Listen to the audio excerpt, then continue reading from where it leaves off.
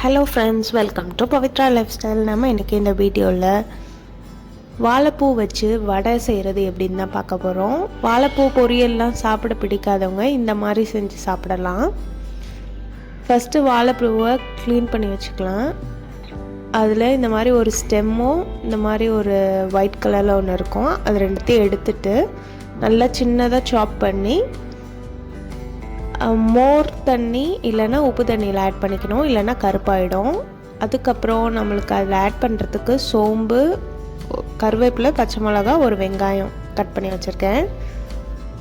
ஒரு கிளாஸ் கடலைப்பருப்பை ஒரு 2 hours ஊற வச்சுக்கலாம்.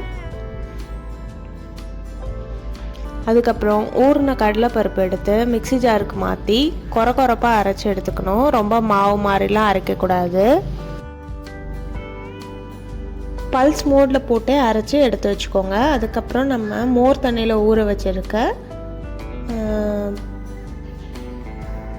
வாழைப்பூ 2 கை ஆட் பண்ணியிருக்கேன். உங்களுக்கு வாழைப்பூவோட ஃப்ளேவர் நிறைய வேணும்னா நீங்கள் அது இன்னும் கொஞ்சம் கூட ஆட் பண்ணிக்கலாம். அதுக்கப்புறம் நம்ம வெட்டி வச்சுருக்க வெங்காயம், பச்சை மிளகாய், கருவேப்பிலை ஆட் பண்ணிவிட்டு 1/2 teaspoon அளவுக்கு சோம்பு ஆட் பண்ணிக்கலாம். அப்புறம் இந்த டிஷ்க்கு தேவையான அளவு உப்பு, இது எல்லாத்தையும் ஆட் பண்ணிவிட்டு நல்லா மிக்ஸ் பண்ணி விடணும். எல்லாமே எல்லாத்தோட கம்பைன் ஆகி வரணும். இப்போ தான் நம்ம சேனலை ஃபஸ்ட் டைம் பார்க்குறீங்கன்னா மறக்காமல் சப்ஸ்கிரைப் பண்ணிக்கோங்க. அப்படியே பெல் ஐக்கனும் ஆல்ல வச்சுக்கோங்க. அப்போ தான் நம்ம போடுற ஒவ்வொரு வீடியோவும் நோட்டிஃபிகேஷனாக வரும். தண்ணி எதுவுமே ஆட் பண்ணக்கூடாது. இதுக்கு அப்படியே தான் மிக்ஸ் பண்ணணும்.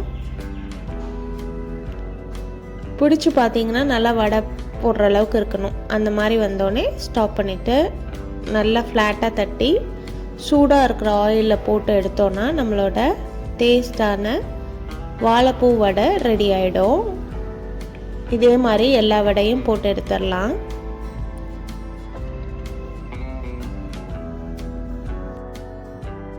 வடையெல்லாம் ஆட் பண்ணதுக்கப்புறம் ஃப்ளேமை கொஞ்சம் குறைச்சிட்டு குக் பண்ணுங்கள். அப்போ தான் ஈவனாக எல்லா சைடுமே குக் ஆகிருக்கும். இல்லைன்னா மேலே வெந்திருக்கும், உள்ளே வேகாமல் இருக்கும்.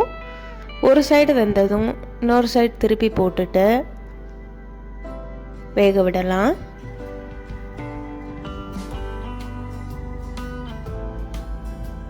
வாழைப்பூலாம் நம்ம அடிக்கடி எடுத்துக்கிறது ரொம்ப நல்லது. ஸோ பொரியலாக சாப்பிட பிடிக்காதவங்கலாம் வடையாக சாப்பிடலாம். டேஸ்ட்டும் சூப்பராக இருக்கும். இப்போ 2 சைடும் குக் ஆகிடுச்சு. நம்ம வெளியே எடுத்துடலாம்.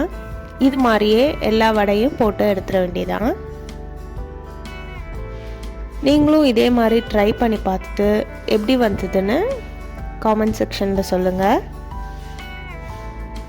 இந்த வீடியோ பிடிச்சிருந்ததுன்னா நம்ம சேனலுக்கு சப்ஸ்கிரைப் பண்ணிவிட்டு அப்படியே உங்கள் ஃப்ரெண்ட்ஸ் அண்ட் ஃபேமிலிக்கு ஷேர் பண்ணிக்கோங்க. நெக்ஸ்ட் ஒரு வீடியோவில் உங்களை பார்க்குறேன். பாய் பாய்.